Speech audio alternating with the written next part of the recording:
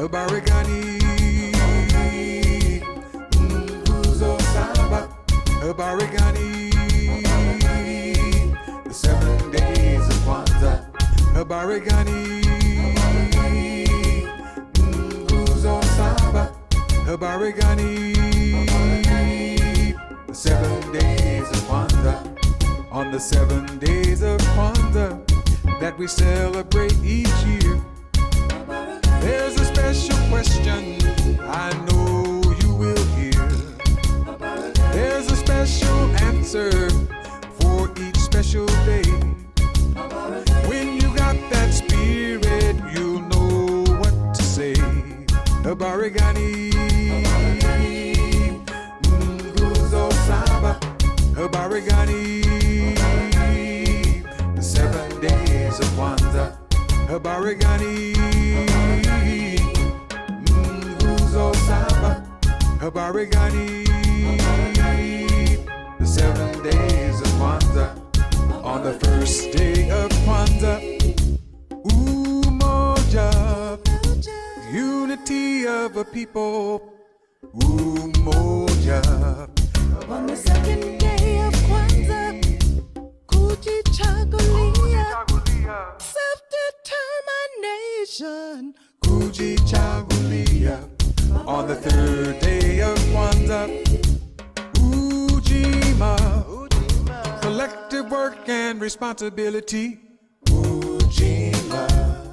On the fourth day of Kwanzaa, Ujamaa, cooperative economics, Ujamaa. On the fifth day of Kwanzaa, Nia, living life with purpose, Nia. On the sixth day of Kwanzaa, Kumba, African creativity, Kumba.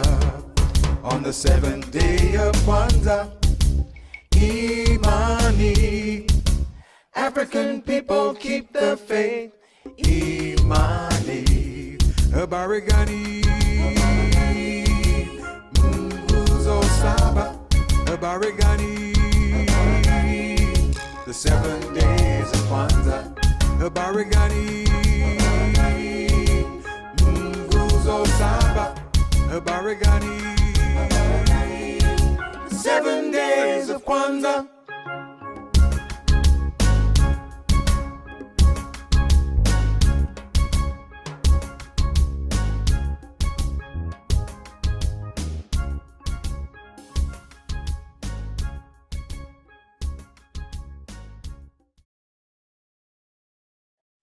Uncle Job Seneb, Wosay family, welcome to our last Sunday of 2022. Been a lot of trials and tribulations in 2022 for each of us and our families and our people across this nation and the world, but still we rise. What we believe, what we practice, I'd like to read that for us. What we believe, what we practice. Wosay Community Church is a community of the way. The way is Ma'at, truth, justice, and righteousness. We believe the teachings of our elders and our ancestors that the Creator God created the universe and all life, and has placed in each of us a part of this divine spirit. God living in us and through us has given us the right and the power to establish peace and justice in all human life and true harmony with all of creation. We believe in the living faith of our ancestors. Our way is not merely ritual or belief. Our way is a way of life. Our way is not a random path. Our way begins with coherent understanding.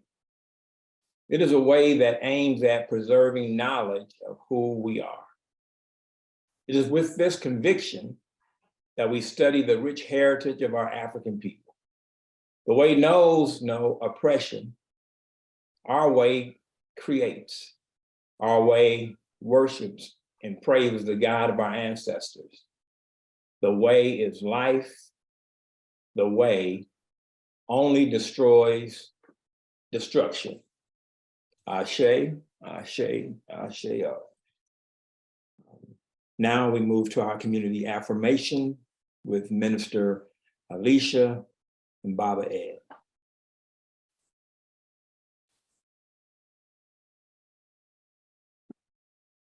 We will know God's truth to be free and self-determined. Creator, help us to remember the humanity, glory, and suffering of our ancestors, and to honor the struggles of our elders. Let us strive to bring new vision and life to our people. Let there be peace and harmony among us. Let us be loving, sharing, and creative. Let us work, study, and listen, so we may learn, teach, and cultivate self-reliance. Grant us power, O Holy One, as we struggle to resurrect our hearts and our homeland. We will raise our children according to the needs of our nation, with discipline, patience, devotion, and courage. We will strive to be the living models of the new direction of our people. We are an African people. We are children of God. Ashe. Ashe. Ashe. Thank you, Minister Alicia and Baba Ed, for leading us in our community affirmation. Now we're going to call on Sister Shanita to bless us with song. Bless us with the song. Sister Shanita.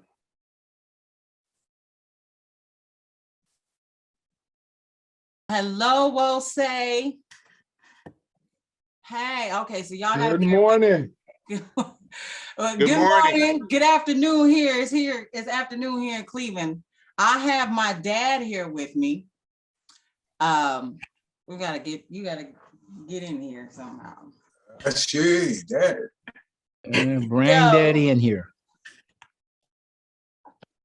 Let me write this down some. Y'all gotta bear with him because his breathing is got challenges with his breathing. But Brother Ty extended an invitation knowing that my father sings, but he sings. I mean, for many of us, we come from a gospel background, right? My dad sings gospel quartet. And although we are not a Christian community, I know we honor our family who is. And my father sings with a gospel quartet group called the Master Keys. And their anniversary is always on Father's Day. So I've been singing with them for 61 years. My dad is 84.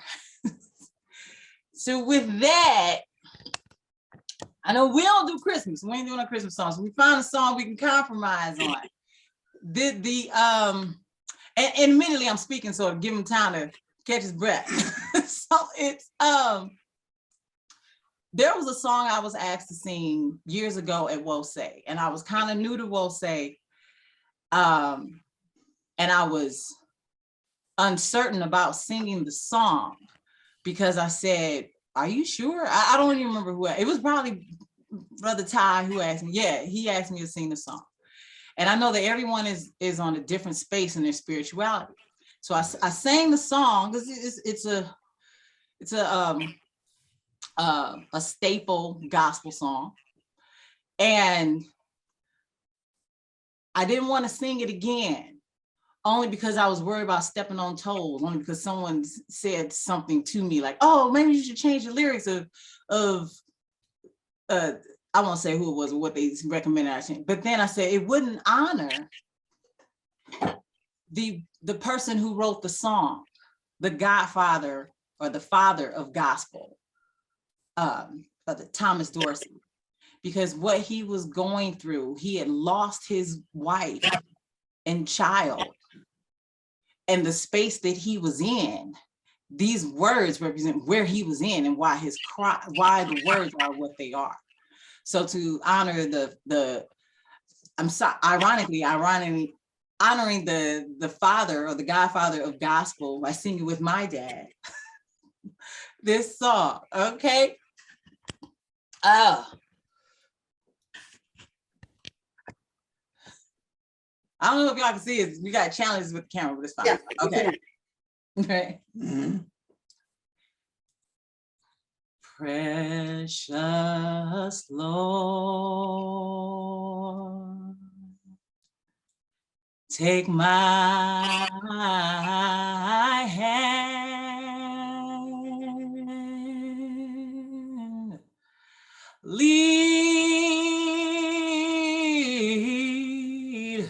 lead me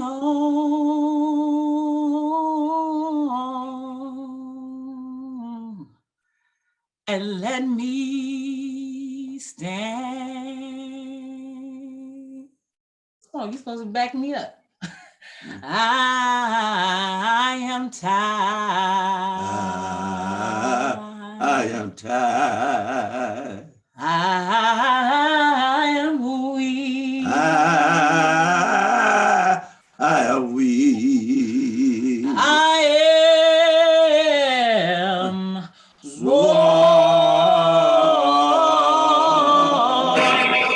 worn through the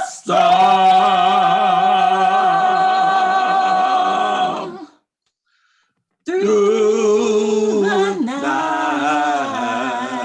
night. Lead me on, Yes, Lord. to the light.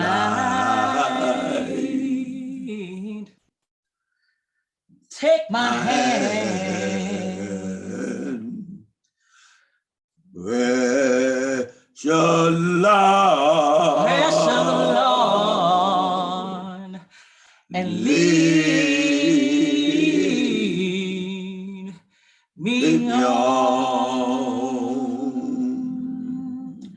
Precious Lord, take my hand, lead me on, let me stand. I am tired, I am weak, I am worn through the storm, through the night. Lead me on to the light. Take my hand, precious Lord, and lead me on.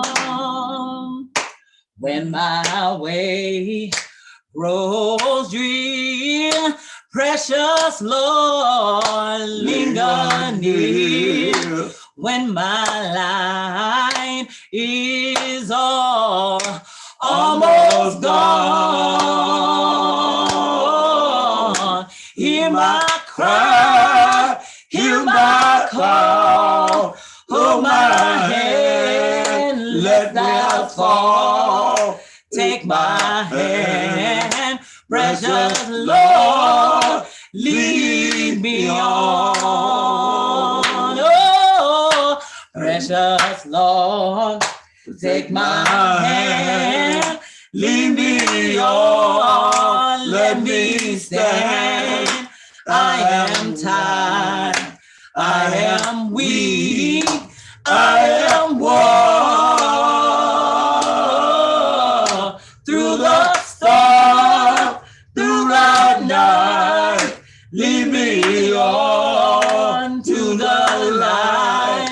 Take my hand, precious Lord, and lead me on through the storm, through the night. Lead me on to the light. Take my hand, precious Lord, and lead me on.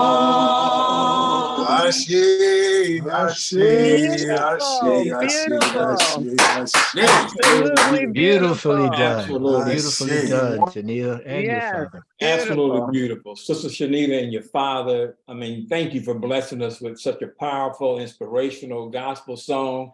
You know, I don't know if I'm gonna be able to hold on while you guys were singing that. It touched me so much. And Minister Alicia, that's a tough act to follow, but I know if anyone can do it, it's you. Thank you so much again, Sister Shanita and your father.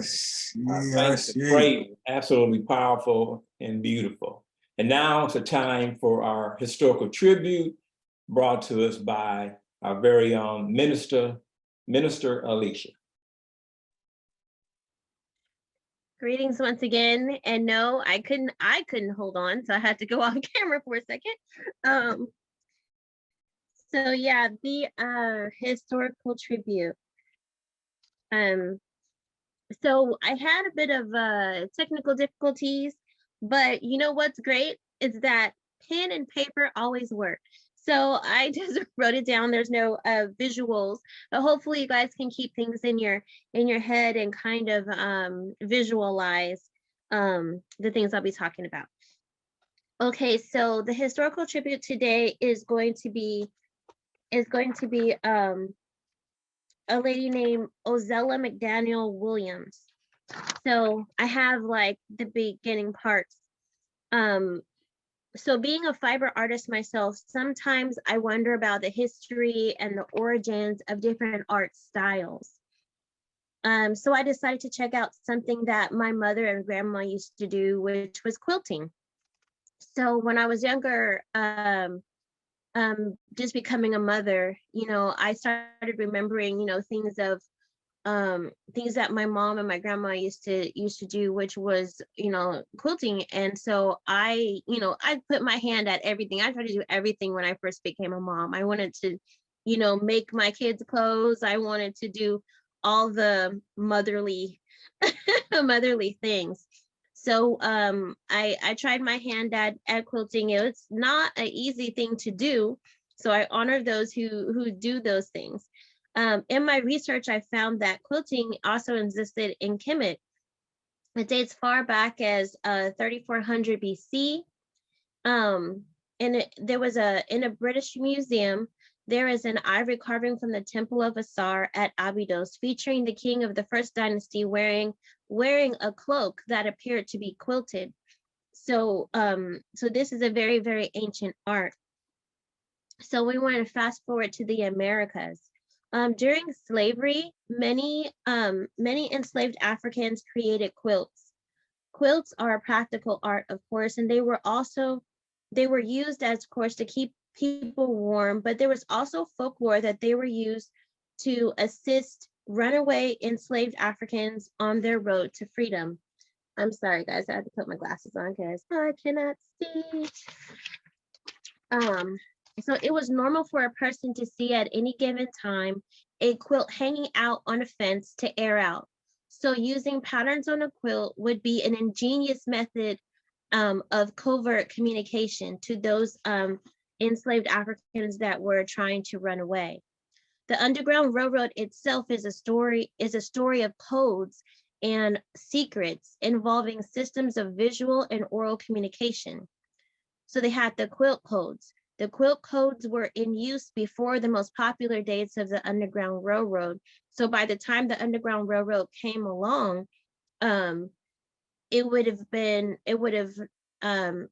quite easy. Well, the heyday or the highest points of the Underground Railroad came along, it would have been, of course, a tool that they used to be able to communicate. These things are covert operations. So many quilts were lost through time or destroyed because these were tools that were used that were undercover. And even if there was quilts that were being salvaged, thank you. Even if there were quilts that were being salvaged, being able to read the quilt is another thing, which brings me to Ozella McDaniel Williams. Miss Ozella McDaniel Williams was born in April 27th, thank you, was born in April 27th, 1922 in Edgeville, South Carolina to William McDaniel and Nora Bell Farrow. Miss Ozella McDaniel Williams is the one who shared the secret of the quilt codes. These codes are Africanisms embedded in quilts to assist runaway slaves on their escape north. The code had been passed down as oral history in her family from the time of the Underground Railroad around 1830, the beginning of the Civil War, 1861, all the way into the 1990s. Ms. Ozella was a Gullah Geechee. And the Gullah Geechees had brought their African cultural heritage to the New World, and they used techniques of secrecy and encoded objects from the homeland as a form of resistance and escape in the Americas. There, of course, is controversy always when it comes to telling the history of our people, that some people don't believe that the quilts were used in that way. They don't believe in, the different communication strategies that we have. I particularly and personally feel that it's true, because I feel like it falls in line with other parts of our history and who we were and the way that we communicate with each other, such as the talking drums, such as us having traditions of oral traditions, strong oral traditions, and such as we have songs with hidden messages on how to escape, with just our songs. So of course, for me, I feel as though it comes in line to have these things as also a way to communicate and help slaves get to freedom. They don't want us to believe these things about ourselves and our stories, but there was no time during the history of slavery in America that enslaved Blacks did not resist in whatever way circumstances would allow. And we did not lose as much as we think. Today, we still do things and carry our culture from a long time ago. But the problem is that it's usually reduced to, well, I do these things because my mom did it this way or my grandmother did it this way. We don't always know the why, but we still do the what. And so Miss Ozella, she passed away May 17th, 1998 in Charleston, South Carolina at the age of 76. So I honor Miss Ozella for sharing the quilt code. So within the book, Hidden in Plain View, I'll show it here, if you guys can see it.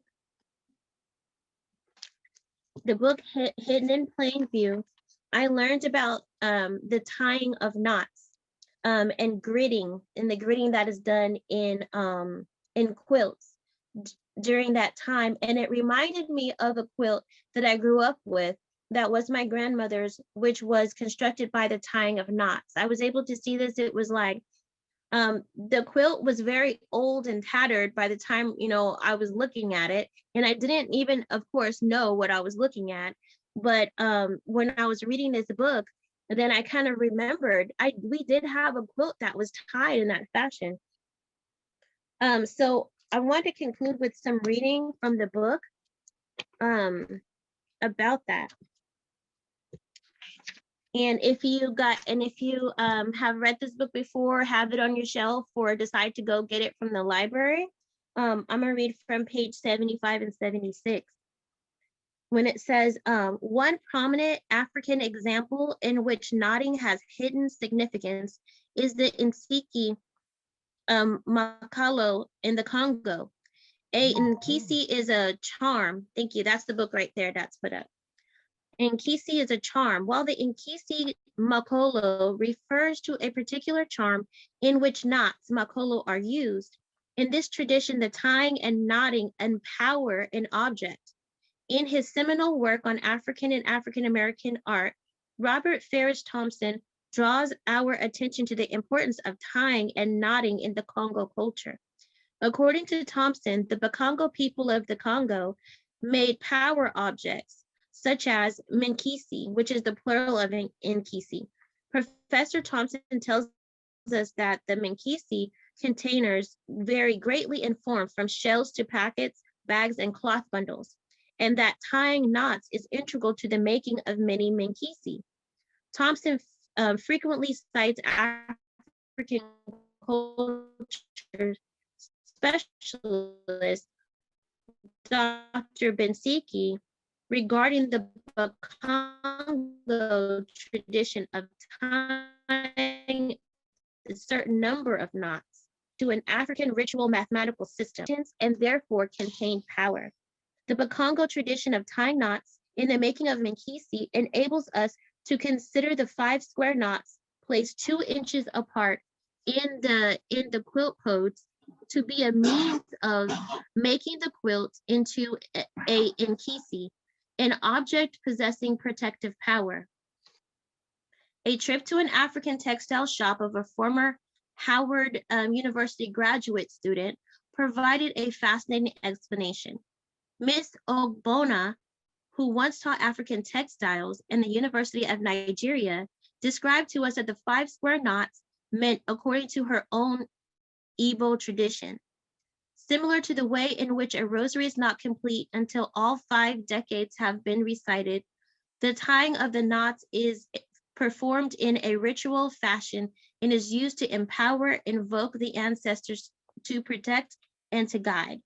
So we suggest that the 5 square knots are there as protective invocations, commending the departed slaves to the care of the ancestors and the help of the communities outside the plantation.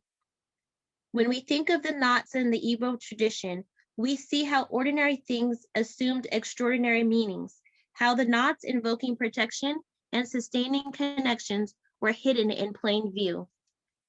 And so that was very insightful to me on how we were able to use a simple things such as a knot and a quilt to be able to connect to and communicate with each other. And there's a lot of different things that we could glean from this. And so right now, I just want to pour libation to Ozella McDaniel Williams for bridging the gap and helping us put together more pieces of our history. And I would also like to pour libation to those enslaved African quilters and artisans who encoded freedom into their work. They are an inspiration to me as an artist. Ashe, Ashe, Ashe. Thank you. Beautiful. Ashe. Beautiful, Minister Alicia. Now, see, Wose community, this is why historical tributes have value. This is why historical tributes are an important part of our Wose community tradition. And we are so thankful and appreciative of that informative historical tribute that Minister Alicia just shared with us.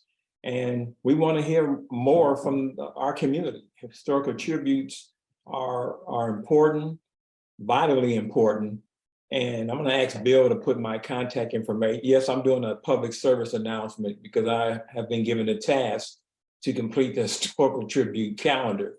And so if you enjoyed that historical tribute by Minister Alicia, as I know you did, then we want you to also become a participant, to sign up and share a part of our history, our rich history with our community. And so without any further ado, I'm going to ask Sister Shanita and her father to bless this community once again in song. Sister Shanita. Thank you. All right, so this is a song my father recommended. He's like, why don't we sing this? And you all have heard me sing this song. Usually when I'm there in person, we all sing it together. So feel free to join in. Also, since we're talking about history, I just had a thought. I'm going to share a link when we're done. My dad's group, when they had their 59th anniversary, just so you can get an understanding of what I grew up with, at least from his side, because my mom was like Shirley Caesar. So if you hear if you're familiar with Shirley Caesar, that's who my mom is. And then my dad is the quartet. And while I have him there, I want to acknowledge him for the fact that we talk about Black economics. It's because of my father. I learned from my dad about spending money with our folks. So this man has had a Black-owned company build his garage, a Black-owned company install his central air, a Black-owned company put in his driveway, a Black-owned, keep going down the list, okay? He's got a Black physician. The only time he had surgery, he had a Black surgeon, Black. And I better not bring a white man in this house. That's all I can say. That's the Pan-African way. Okay, and his mom, my grandma, only sent me Black dolls. There you go. So now you understand how and why I end up finding you all. Okay. So with that, okay, we said we're gonna do a low note. This joy I have, the world didn't give it to me. Oh, this joy I have, the world didn't give it to me. Oh, this joy I have, the world didn't give it to me. You know, the world didn't give it. The world can't take it away. Oh, now this joy I have, the world can't give it to me. Oh, this joy I have, the world can't give it to me. Oh, this joy I have, the world didn't give it to me. You know, the world didn't give it. The world can't take it away. Oh, now this love I have, the world didn't give it to me. Oh, this love I have, the world didn't give it to me. Oh, this love I have, the world didn't give it to me. You know, the world didn't give it, the world can't take it away. Oh, now this peace I have, the world didn't give it to me. Oh, this peace I have, the world didn't give it to me. Oh, this peace I have, the world didn't give it to me. You know, the world didn't give it, the world can't take it away. Oh, now this peace I have, the world didn't give it to me. Oh, this peace I have, the world didn't give it to me. Oh, this peace I have, the world didn't give it to me. You know, the world didn't give it, the world can't take it away.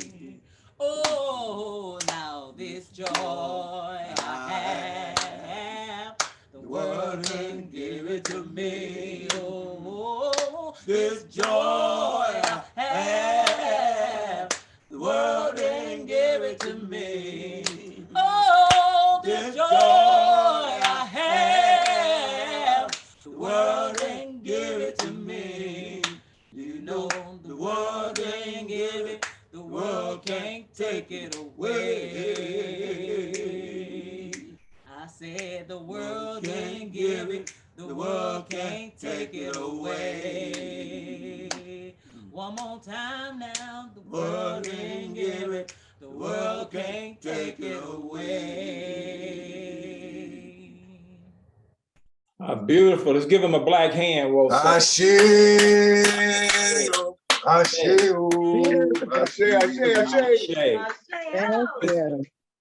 This joy I have, the world didn't give it, the world can't take it. I mean, you and your father are just taking me back to my mama's church, not my mother's church, my mama's church. Those are the songs that they sang that I was raised on in my mama's church. That's so beautiful, so inspirational to see you and your father sharing your gift with our community. And we are so thankful and grateful to you. Thank you again.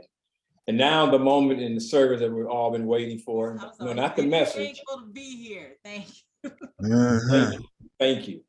Not the message quite yet, but the litany of sacrifice and prayer. That's going to be brought to us by Sister Bobby and Minister Molly. Okay. Ashe, Ashe, Ashe. Before we begin the litany of sacrifice, I just have to reflect that much like Minister Alicia had said, it was hard to hang on here in the songs. And also, it was so tough hearing that last song, This Joy I Have, because it brings me back to my days when I used to come with my aunt and my mother to church when I was a youngster. So thank you for that, Shanita, and thank you, Father, as well. I know there had to be something special to be paired up. So, Bobby, I'll read. You just erased the. I wanted to see the introduction. Yeah, come and bring that back. I'll read that part and then we'll do it together. Save us, O Holy One, by your name. Vindicate us by your might. Hear my prayer, divine protector. Listen to the words of my mouth. How can we repay the Holy One for the gifts that have been given to us? We will lift up the cup of salvation and call upon the God of our ancestors. We will fulfill our vows to our Creator in the presence of all our people. Gladly we bring our sacrifices to you. We praise your name, O Amen Ra, for it is good.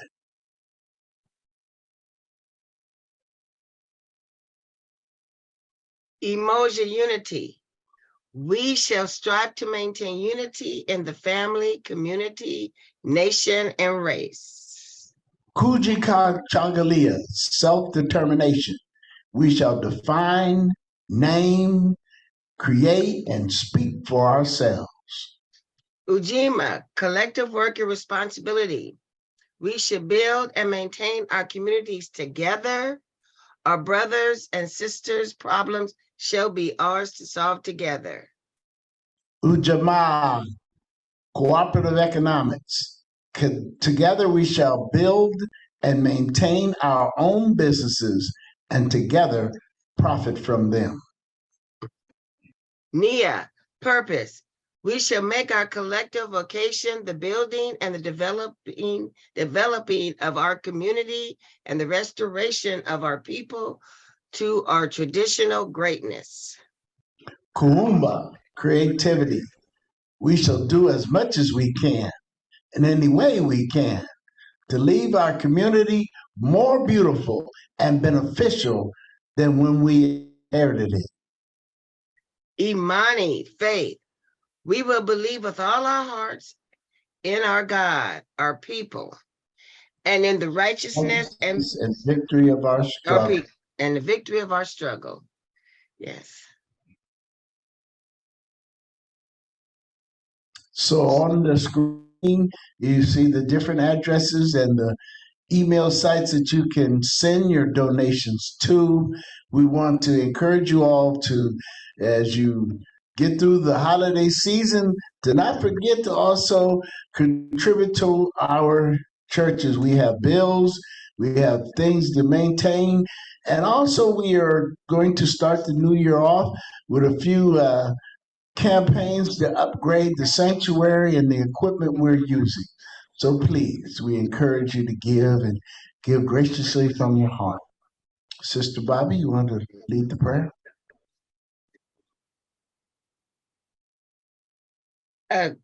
Yes, I do. Would everyone bow their heads, please? Thank you for all of those who were able to give and for those who were not able to give today. Almighty Creator, we thank you. Thank you for our blessings today. As we come and give you our offering, we are so thankful for you supplying all our needs. Know that we can talk to you whenever. We know prayer changes things. Hear our prayer and hold up the people of Africa and hold up the people in Africa and wherever our families are. Surround them with mercy and strength as a people. Let us give us gifts of support and healing and building. Amen Ra. Ashe, ashe, ashe. Ashe, thank you, Minister Miley, and it's so beautiful to see you, Sister Bobby. Miss seeing. And now, it is my honor and my pleasure to introduce our minister who is going to deliver our message. Minister Sidney is, as you all know, he's passionate. He speaks with purpose, and he always brings power. Because he not only believes what he's saying, he wants to convey that to us through his words. And so it is an honor and it's a privilege to be able to introduce my friend, my brother, Minister Sidney. Ashe. Thank you, my dear brother Malik. This has been truly a heartwarming, a spirit-filled occasion right here. And I had talked to Brother Ty and some other folks about whether or not we should even come into the sanctuary. And then I just said, you know what? I want to be here in the sanctuary. I want to, Lord, I want to be here in the sanctuary. I want to see my folks. I want to, just start to close. There you go. I want to be in the spirit, in the house of the Most High. I want to celebrate here. And on the table, if you're not familiar with it, there's a table of many of our people who have passed, our ancestors. We have like a little table, like an altar. And I went over there when Sister Shanita and her father were singing, and I'm kind of going off the record. And my mother is there, and Connie's mother is there. And that kind of, as we talk about, fills my spirit. And I spoke to Shanita last night, and we had that conversation, that same conversation about whether or not, or how comfortable she felt in doing some of the songs. And I was sharing with her that it makes me think about Luther Vandross, Dance with My Father Again. If I can just have one more dance. I wish that my father couldn't sing, but I wish that my father was standing here singing right now. I would give anything just to sing one song with my father. I would give anything to have my mother be here for a moment, just to hear her laugh, just to speak, just to share, just to, oh, that is just so powerful. So for me, I say, go on. Your dad is cold, man. He is cold. I really love it, and I think that's beautiful, and all of that. And since this is it's the service, I'm giving the message. So the first thing I want to do is, there is a song, and it means a lot to me. And we can, get into why and all of that. But this song means a lot, and I want to open up, and it's called Still Love Me, or Love Me Still. It's by Chaka Khan. And this is, I don't think about her doing these kind of tunes, but it's beautiful. And I just want to do it because it's beautiful. All right. Come on, where we at?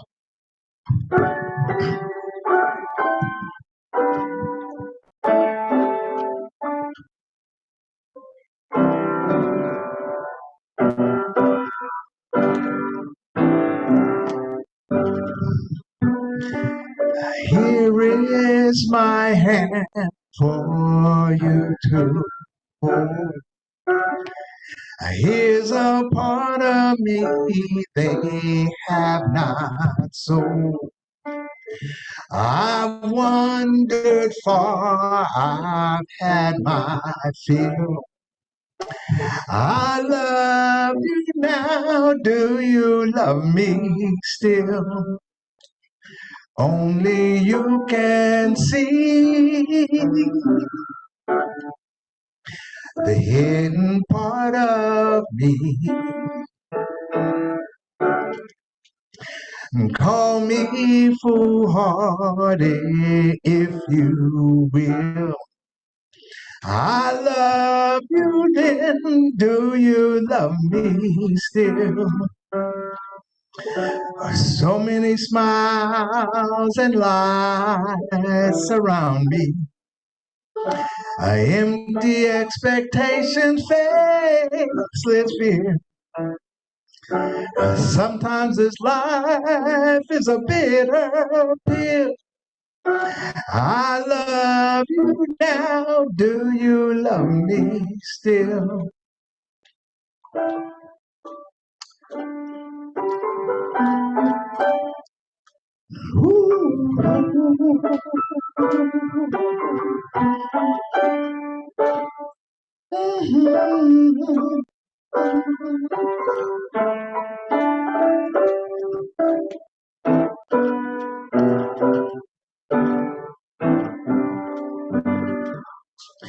You have been mine since time untold.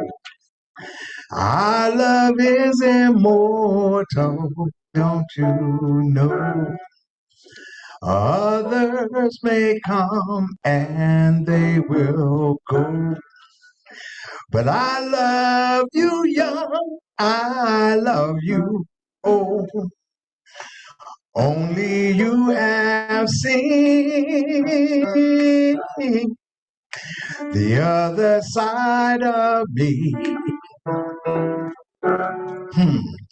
Call me naive, I think you will. But I love you then, do you love me still? Here are these eyes that only see you. Here's the mouth that only calls your name. Here is a soul that cannot give. I love you now, do you love me still?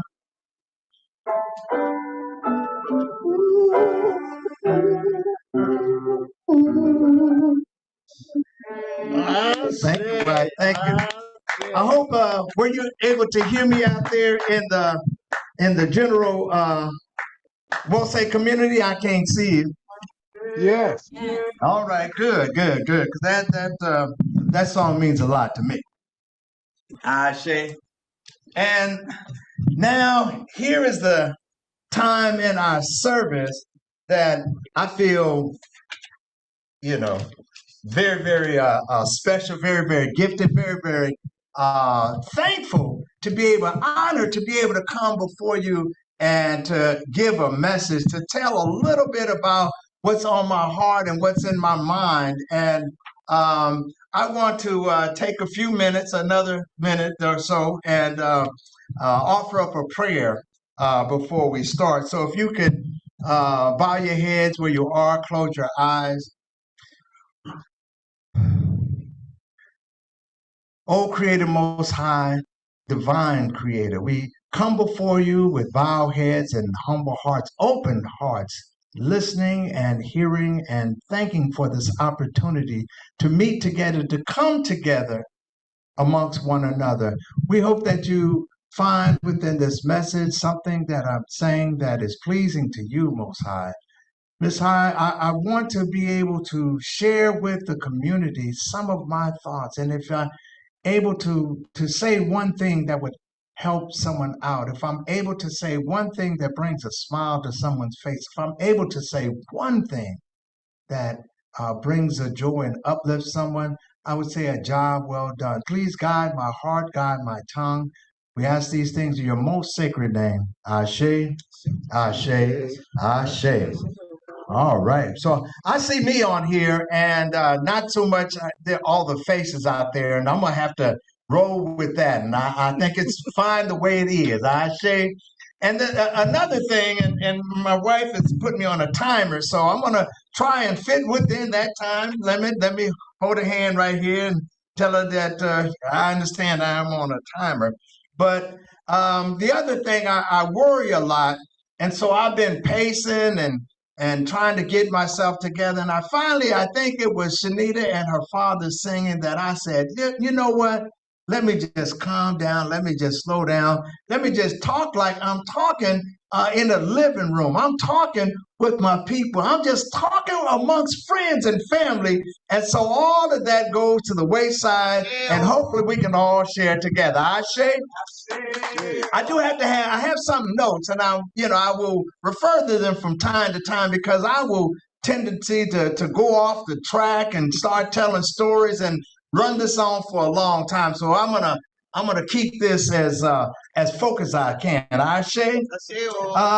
So I want to say grand rising to all my people who are sitting out there today. I want to say Aunt Ujasaneb to all my people who are in the the Church of the Sacred African Way. Aunt Ujasaneb, which means just life, health, and prosperity, to each and every one of you. This is Christmas, and I was like, you struggle over saying it, but my mother was a Christian, my grandfather was a Christian, much of other folks. So I want to say Merry Christmas to my Christian family. Okay, I want to say Assalamu alaikum to my Muslim brothers and sisters who are part of my family. Just saying, just peace and well-being to you. And also one other thing, I want to wish a very, very special person,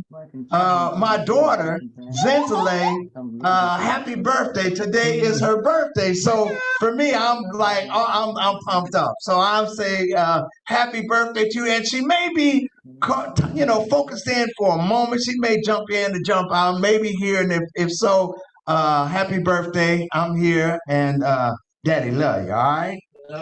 Okay, there we go. All right. So now I want to get into my message. And the Spirit has led us into one place. We all seem to be saying the same thing. Sister Minister Alicia was talking about the quilt making and how there is a spirit in making the quilts from, Africa, the Congo, or whatever. They looked and they said that that's a tradition. We understand that it is saying something. It's not just sewn material together. There's something there. Sister Shanita came on singing with her father, and she talked about, this joy I feel. The world didn't give it to me. There's a spirit larger than that, in which you have the spirit, you have the authority to tap into that spirit. There is something that we all are tied into that is so important, so deep. And so I want to get into the subject and hurry up because my wife has me on a timer, and it is the voice of God. Hearing the voice of the angels, the voices of the angels. You can put down the voices of the spirits and tied into sacred music. There is a spirit that runs within all things, and we say in our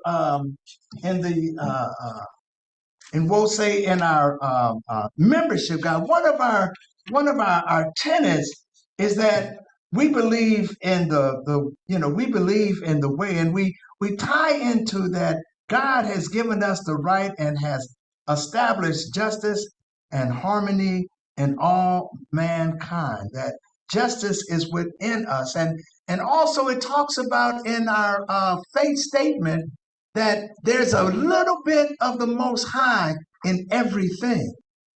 That the Most High, if he created the world, there's a little bit of him in everything. So that from that we come up with the voice of the angels. And I'm going to ask, if I can, I'm going to do it my way. I'm going to ask my wife if she would get up and she would come forward and do a poem leading into the message, a poem called The Creation, written by James Weldon Johnson. Shay? Good morning. Grand Rising. Can I be heard? Yes. So I am blessed and thankful to read this poem. I will use some mannerisms to try to convey, but let me just, I'm thankful for it. This poem is starts out. Hold on. And you can start the soundtrack, Minister Bill. And God stepped out on space, and he looked around and said, I'm lonely. I'll make me a world. As far as the eye of God could see, darkness covered everything, blacker than 100 midnights, down in a cypress swamp. Then God smiled, and the light broke, and the darkness rolled up on one side, and the light stood shining on the other. And then God said, that's good.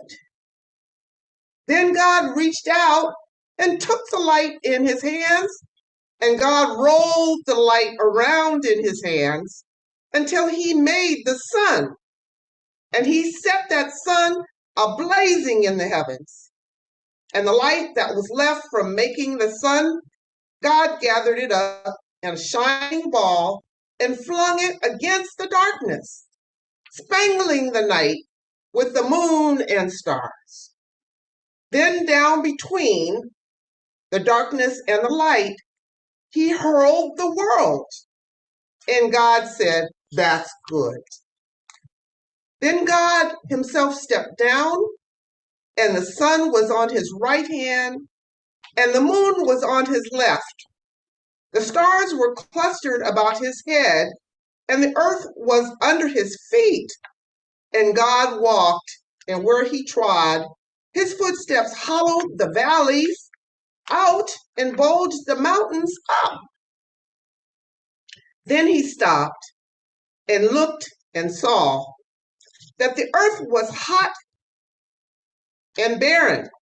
So God stepped over to the edge of the world, and he spat out the seven seas. He batted his eyes, and the lightnings flashed. He clapped his hands, and the thunders rolled, and the waters above the earth came down. The cooling waters came down. Then the green grass sprouted, and the little red flowers blossomed. The pine tree pointed his finger to the sky, and the oak spread out his arms. The lakes cuddled down in the hollows of the ground, and the rivers ran down in the sea. And God smiled again, and the rainbow appeared and curled itself around his shoulder. Then God raised his arm, and he waved his hand over the sea and over the land, and he said, bring forth, bring forth.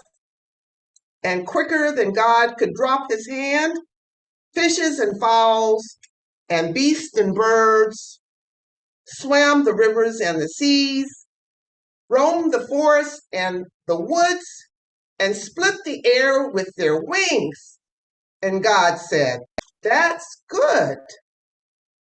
Then God walked around, and God looked around on all that he had made. He looked at his sun, and he looked at his moon, and he looked at his little stars. He looked on his world with all its living things, and God said, I'm lonely still.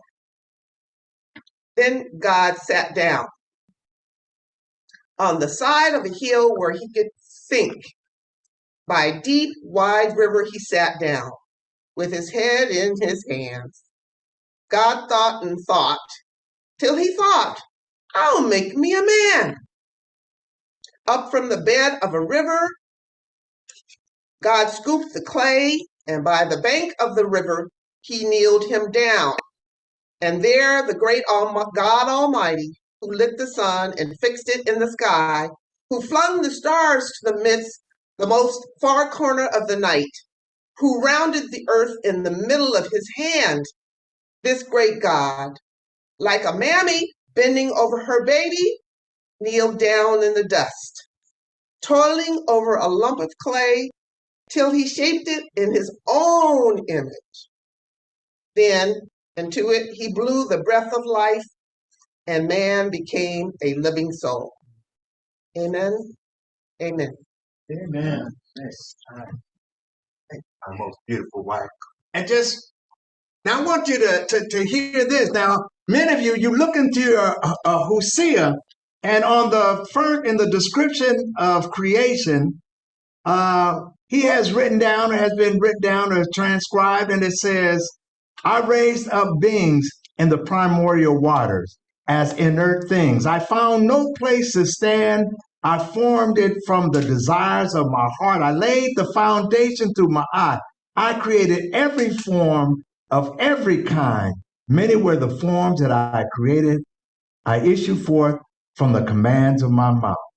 Not yet not yet had I established shew." But just to say that this is someone who James Weldon Johnson lived in the 20s, 30s, and he wrote the Black National Anthem, and he wrote this not having any conceptual thought of being of writing down what the creation was like. And there's a spirit, as I see it, that connects all of these things together. Maybe it's just me, but I'm saying that there is a spirit that ties all these things together. So as and I find that poem to be like incredible. I really love that. But I will move on and say that my belief is that the voices of these angels, the voices of the spirits, the voices of the Most High, the essence of the Most High is in everything. That God created everything and put a part of him in it. So we have some of the Most High in us, Hashay. But there's also a thing when they talk about the voices of I talk about the voices of the angels, the voices of the spirit, when we start to kind of connect with those things. And there's a way, I think, in which you center down to quiet and listen, and you're able to hear the Most High speaking through that angel, or through those angels, or through those spirits. And what happens is that we're so far removed from this until we miss out on speaking or listening or hearing what the Most High has to say. Ashe. And so I was looking at, I'm very, very just eclectic in a sense of reading a little bit of all kind of stuff. And this week I was I got led down a rabbit hole onto the creation, the oldest living human being that they found. And the oldest human being, of course, was in Africa, Ashe. And they found this human being, the fossils up in Ethiopia. And I did get a chance to go by and look at it. And this is like a side note, to get into the museum there, I think it costs like 50 cents.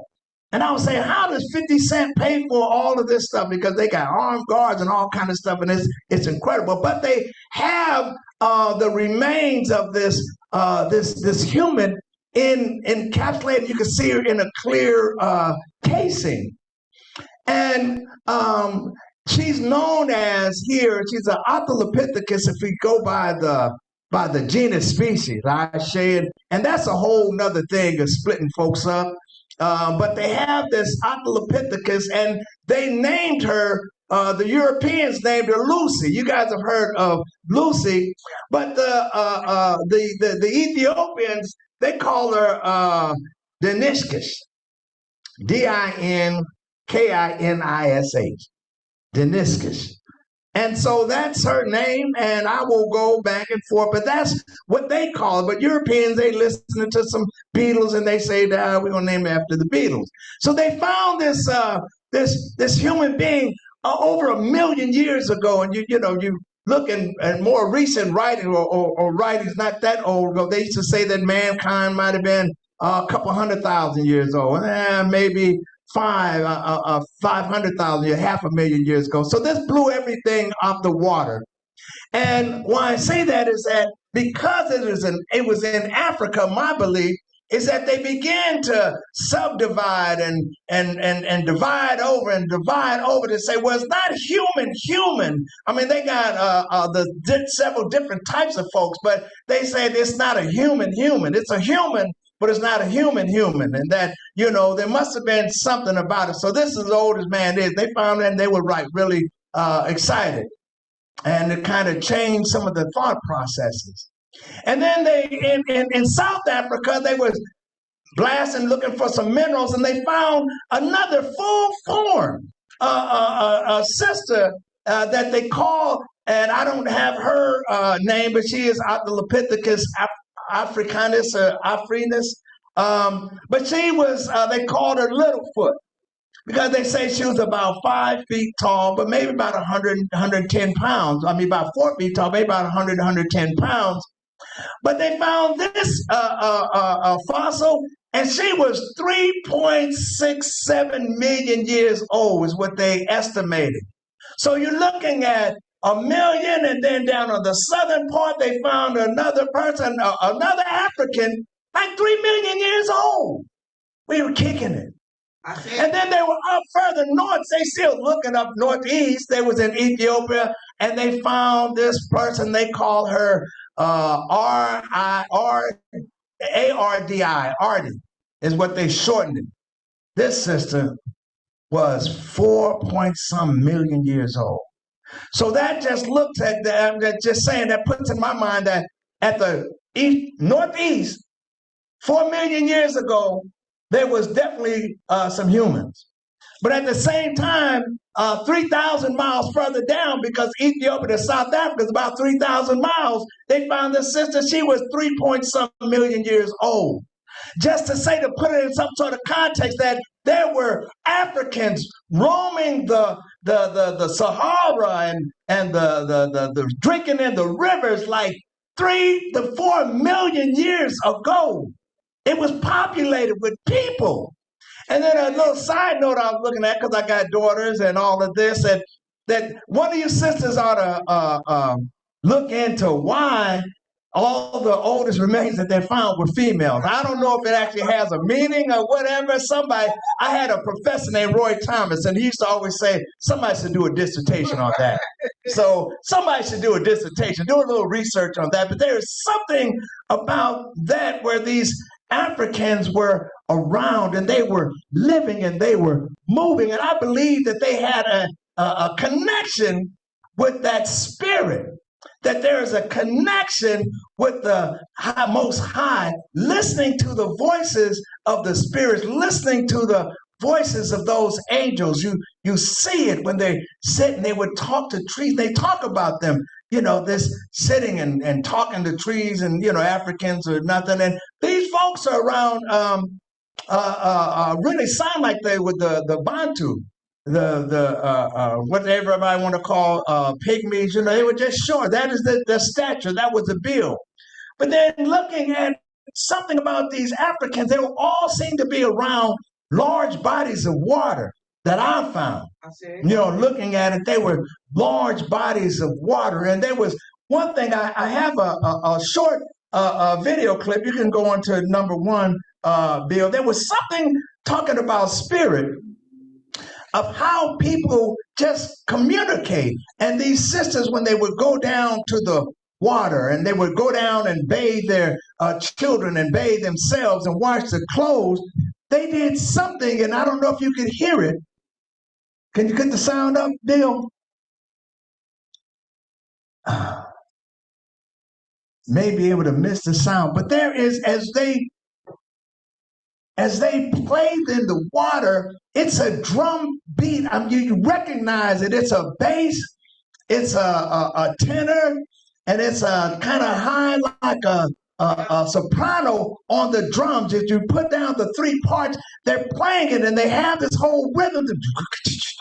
And I actually thought there was a shaker and drumming on the side, and they say, no, it's just something that the women would do, a skill that they came up with. And I believe it's like connecting with the Most High, talking. And then we look at there was a period in time, and that dark period in time, and I'm gonna have to kind of hide my nose so I won't, here I go. So there's a darker period in time, and we all know that period in time, the enslavement of African people, where we were taken from the continent in the hulls of the ships, and as we rolled across the river, there was a sound that we had that we were moaning and singing our pain and our, what we were going through, because they divided us up and we weren't with family. We weren't with someone from the same tribe. We weren't with people that spoke the same language, but we had that shared experience. And as we went across the waters, and they dispersed us throughout the North America and South America and the Caribbeans and Jamaica and all Cuba, all the places that they dispersed us. There was one thing that I would never thought. I tell you, I was going down this rabbit hole. And so I looked, and there was a Bill, you can get the section ready. Maybe you can see it. I don't know if you can hear it. In Caracas, Venezuela, they have this group of people that connect themselves to the Congolese people. They call the Baka, B-A-K-A. And they're playing this, doing the exact same, if it'll come up, doing the exact same thing, the exact same movement, the exact same rhythms of the folks in the continent were playing, that they were doing this. There was not a connection, but that they did not speak to one another. The distance from it's the same thing, and it's a funky rhythm. I mean, it is bad. When you hear them singing, and they just do it, and it's right in line with the folks from the Central Africa, what they were playing. I can't quite get it, but that's all right. They're doing the exact same thing, the exact same rhythms, and they were in Caracas, Venezuela. And of course, you think of Venezuela, I'm not thinking dark-skinned folk. But they got dark-skinned folk there.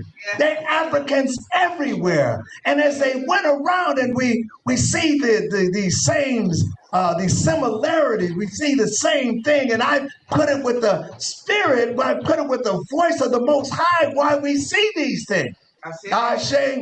And when we get into the fields, they took us out into the fields, and I would, you look and you realize that in the fields, working in the fields, that again, they had us all divided. They might be from West Africa, from Nigeria. They may be from the Congo. It may be from wherever it is that they divided up, and how they sold us. And they were intentional about keeping people of like vocabulary of language separated. So they have people all separated. And then you look, and when they're out there working, you hear them, they call it a field holler. It's when you're calling out in the fields, and they're working, and the rhythm of the tools and are the same.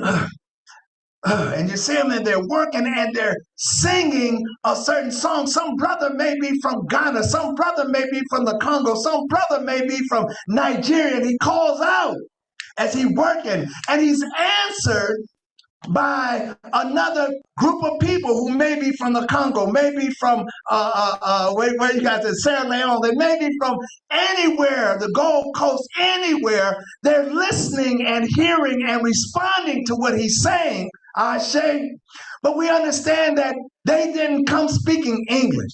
They didn't come speaking French. They didn't come speaking Portuguese. So what they did in giving out the languages, and you look at the history of a language, they did not teach us language so that we can dialogue with them. Right. That relationship didn't exist. You're not giving a language so you can sit back and communicate with your overseer, communicate with those who buy you, communicate. They didn't want none of that. So it's giving them very rudimentary, just word for commands to follow things. But within that, they're able to sing, they're able to communicate, they moving, they rocking. You ever hear those guys out there working, and you see them at the field, and it's all over the world. We got it all over the world, working. And then the same thing with the women.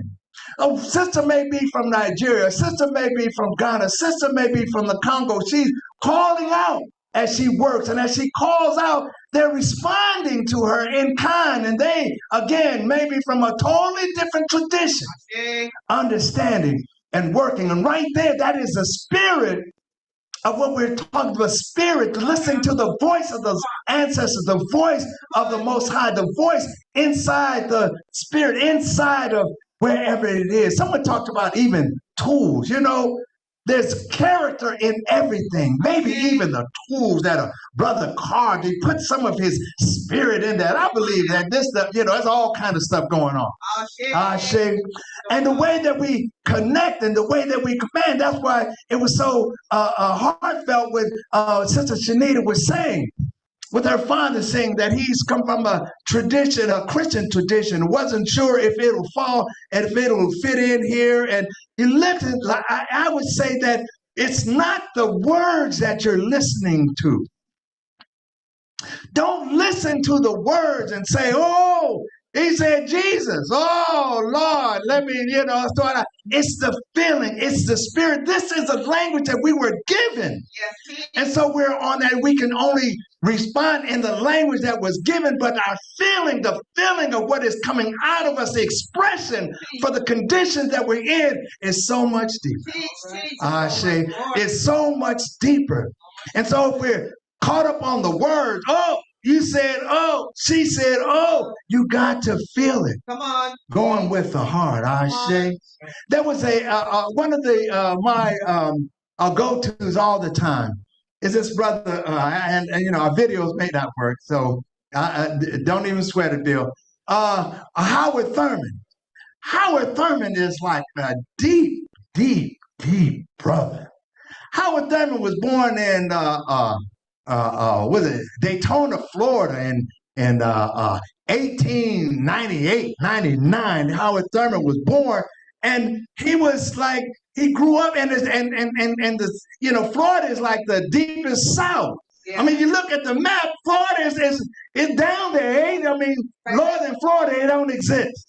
And they got probably one of the largest collections of Klansmen and so. I mean, that's just a way of life. And he grew up in that setting. Yeah. And his mother, his grandmother, was an enslaved person.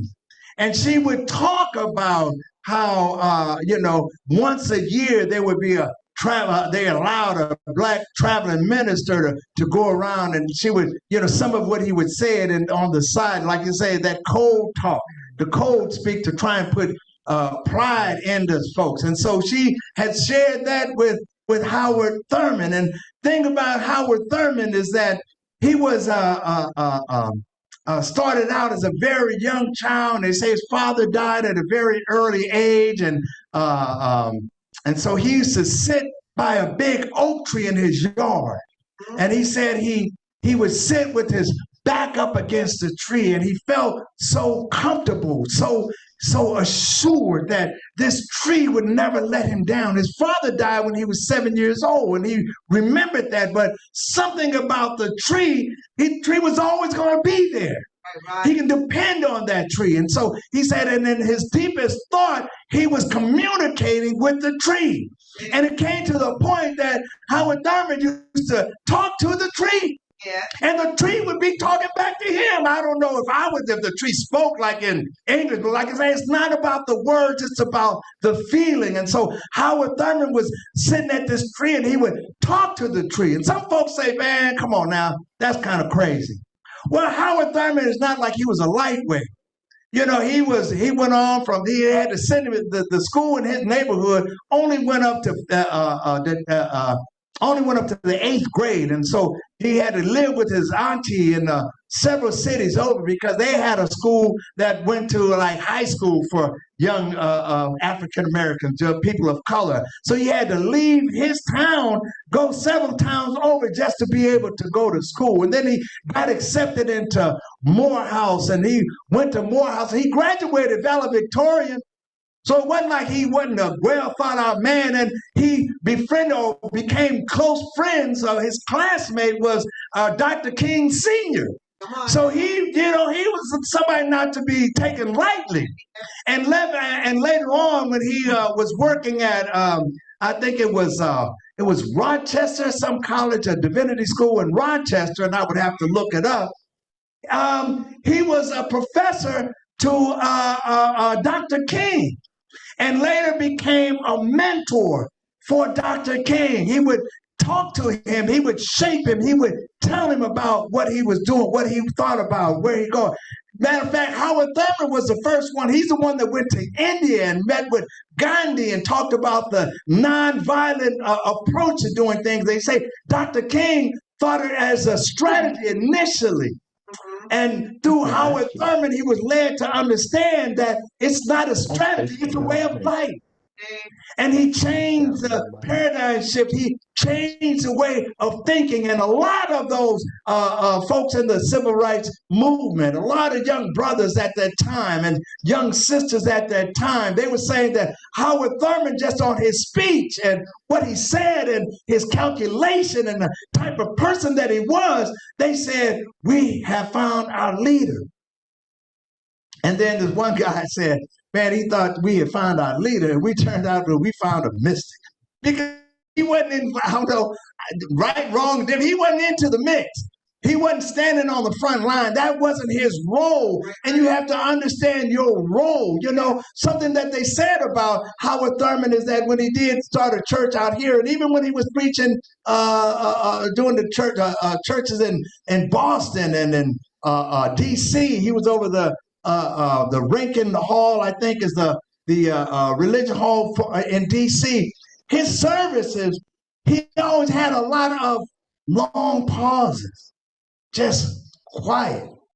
And it would, some folks appreciate it, but some folks didn't. They were used to, and I'm used to, like somebody getting up in front of you and hollering, yeah, that's how I feel. I grew up.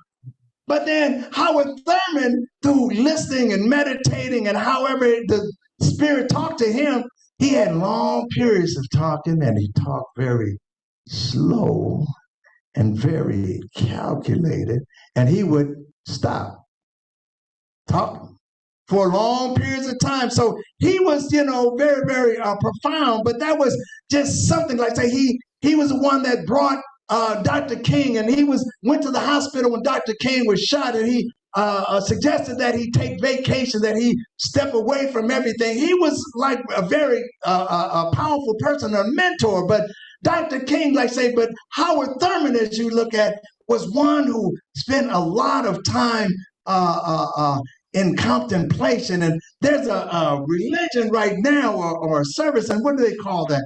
It is somewhere on here as they talk about, it's like there's a selective internal something that is becoming like a fad that people are studying now. And Howard Thurman, and it talks about going inside, just being by yourself, spending more time thinking about inside and not so much outside. And Howard Thurman was one of the first practitioners. Matter of fact, he didn't have a name for it, but you spend a lot of time thinking on the inside. And that was Howard Thurman, is to think and talking to the animals. And talking. We know about George Washington Carver, talking to trees, talking to bushes, talking to, watching, George, what was it? You can say it. I couldn't even read your mouth. I don't have my glass. Well, what's my guy? George, what's the brother? Carver. Yeah, George Washington Carver. Is that a lot of folks were saying that he was kind of twisted and kind of weird and whatever, because he would be out there talking to the plants. And that was, you could find him sitting out in the plant, talking to them, speaking to them, the spirit moving around. And then as I think about that, we should start spending more time maybe talking to the plants, talking to the trees, walking, taking these walks in the park, being alone, as opposed to getting in groups and let's meet and let's meet and let's meet. Just spend some time alone. Something else about the Spirit, as I bring to a conclusion, there was this brother named Randy Weston. I didn't know much about Randy Weston. Randy Weston was a jazz artist, and he grew up in the period of, he was born like 1926, I want to say. He grew up in a period with Count Basie. He knew Count Basie. He knew Duke Ellington. He was befriended, were good friends with Langston Hughes and all these artists. And his thing was, his father was from, I want to say from Panama, and had this Garveyism. He was a member, he didn't join, but he had a lot of books from Marcus Garvey and pushed his whole agenda, of do for self and that Africa is great. And so he started telling him to read, and he said he started reading and finding out about Africa and looking around about things in Africa. And he was a musician, a piano player, and he has a long, very interesting story. But one thing he was saying is that when he was in 1961, he went with some UN type of group. He got a grant from the State Department for the UN, and he was able to go to Lagos, Nigeria. And he took 29 artists from Lagos, Nigeria, and he had like the Lionel Hampton, had about 8 members of his band. I found it strange that he actually had Brock Peters. And I've listened to Brock Peters speak and sing, and Brock Peters had a beautiful voice. And what's the tall brother, Godfrey Holder? He had Godfrey Holder with him, who went over there. He had Nina Simone was a part of his band. These are just some of the heavyweights. And he went over to Lagos, Nigeria. And he said when they performed that they sat on stage, they were on a stage, and he brought 2 dancers from the Savoy Ballroom, the 2 hottest male dancers that they had. And when they were on stage, it was that 29-piece band with the 2 dancers over on the side, and they would be rocking, and the brothers would be throwing down. But on the other side, they had a full African drum ensemble playing simultaneously. So they were playing together. They had a drum ensemble from Lagos and around, and they had African dancers. And he said he wanted to see how it went together, and they were playing and they were communicating, although they could not speak the same language, passing off solos to one another through the instruments, speaking. They heard it clearly, passing about solo without choreography between the dancers. They were dancing, they were sharing, they were switching right back and forth, and no one spoke the same language of the group. But when they got together, that spirit, that spirit that's within the angel, the voice of the angels, I would call it the voice of the spirit, is there, and it communicates. The music is a higher, he talks about it as a higher language, because it was the first language that right here on the earth, and probably can hear things happening up in the celestial, tied into the things happening on the earth, tied into the animals walking around. There was a rhythm that's going on. He was able to tie all of that in. And so I want to end by saying that I'm trying to get into this self, get into the hearing the voice of the ancestors, the voices of the angel, the voices of the Most High, the voices of the Spirit that is in. So I would say that while we're out during this time, while you're on break, or from now on, at some point in time to start, that we should start talking and walking among the trees. We should sit back and find out, what does a tree say? How old is this tree right here? There's trees in California, they've cut all the trees, they're about 100 years old, the redwoods, because they chopped down most of the redwoods during the rebuild after the fire in San Francisco in the 1900s. But if you go further up north, there would be some trees that are 300-400 years old. And a tree that's 100 years old got something to tell me. But take a walk by the river. And also listen to the music like Sister Shanita and her father. Listen to Oh Holy Night by Mahalia Jackson. And don't listen to the words, but listen to the spirit. Go ahead and listen to Donny Hathaway This Christmas. Don't listen to the words, listen to the spirit that which he was singing those songs. And listen to Curtis Mayfield. Listen to Miles Davis. Listen to some of the artists that are going around. And also to go out among the trees, just to go out in nature, just to sit on the shore of the water and let the Most High speak to you. Let that spirit come and speak to you. Let that spirit come and talk to you. So as I close, I would want to say again, Uncle Jocelyn, for my community right within Wosay, I want to say Merry Christmas to my brothers and sisters of the Christian faith. I want to say Assalamu alaikum. to these Muslims, my brothers and sisters in Islam. And again, I want to say a very, very happy birthday, daughter, to my sweetest Zenzele Satagwa Olayinka Ubaka Kota. Ashe. Ashe. Wose, let's give him a black hand, Wose. What did I tell you before we brought him on? I told Yes. I told you he's gonna be purposeful and he's gonna deliver a powerful message. But you can see he's multi-talented. But you know what? We have to also give honor and recognize that queen that's always standing next to him, Queen Connie. That's the epitome of what Black love is. Now look, where else can you get a history lesson? Where else can you get a lesson about anthropology in the message, right? He talked about Lucy.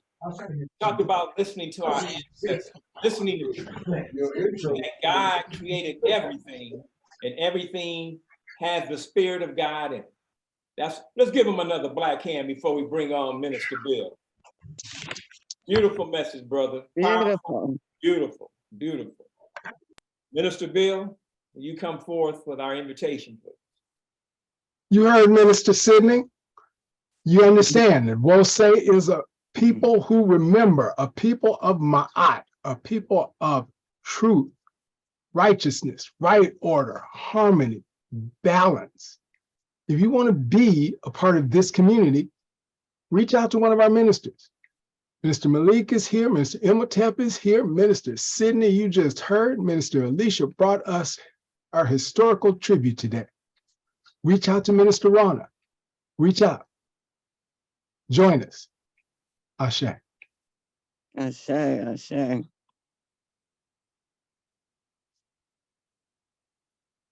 Mr. Malik? You know, I committed the cardinal sin because I put away my Actually, weight. Minister Malley is up next, isn't he? What actually has lift every voice and sing, but I don't know. Yes, thank you. And then Minister Malley. Right. Production team led by Baba Jeff, lift every voice and sing.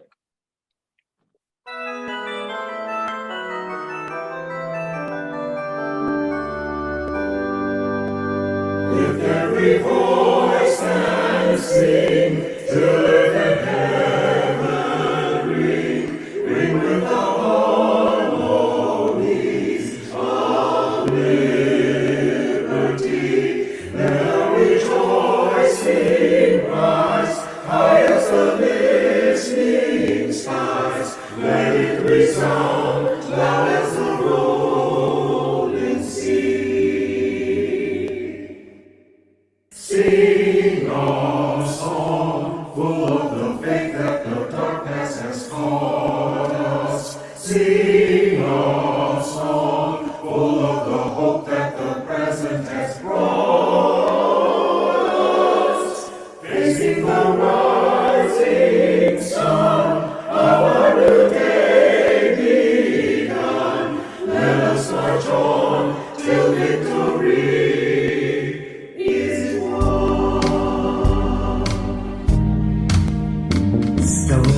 The road we trod, bitter the testing rod, felt in the days when hope unborn hath died, yet with a steady hath not our will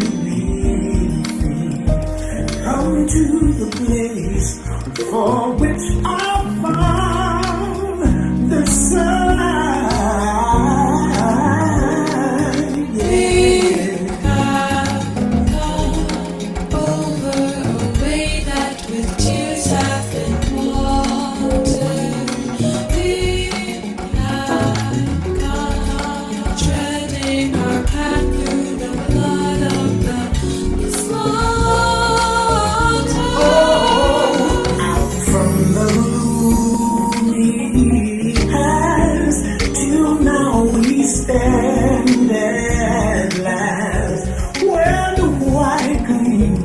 of a bright star is heaven.